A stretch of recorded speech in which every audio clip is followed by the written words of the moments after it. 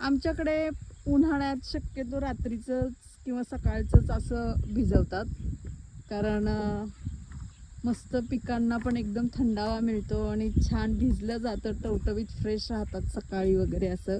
म्हणजे त्याचा रिझल्ट चांगला मिळतो संध्याकाळचं आणि सकाळचं भिजवलेल्याचा.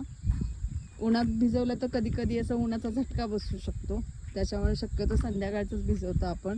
आणि संध्याकाळचं भिजवताना आहा हा हा हा, काय मातीचा असा सुगंध येतोय काय हो, है ना.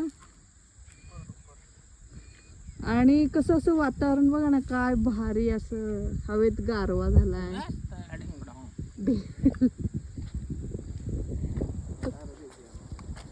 मस्त वाटतं ना संध्याकाळचं रानात, कसलं मस्त. म्हणजे काय असं वाटतं संध्याकाळचं रानात निवांत बसून राहावं. वारं छान सुटले. खरंच रानात असं मस्त स्पेशियस घर हवं का हो,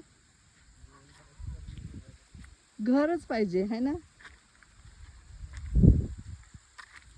चला बाई चला, पट्टा पट्टा पट्टा पट्टा चला.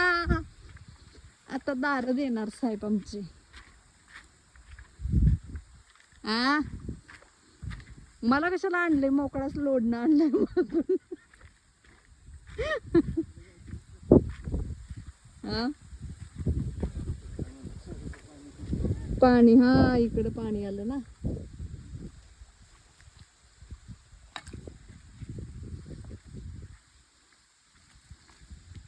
उन्हाचं भिजवताना झटका बसतो काय हो. माणसालाही बसतो पिकालाही बसतो. अच्छा, माणसाला पण बसतो. माणूस तरी काय जाम होऊन जातं. खरंय. यंदाचा उन्हाळा बघता माणसांनी शहाणपणा करून झाडं लावायला सुरुवात केली पाहिजेत, न तर लय अवघड आहे का हो?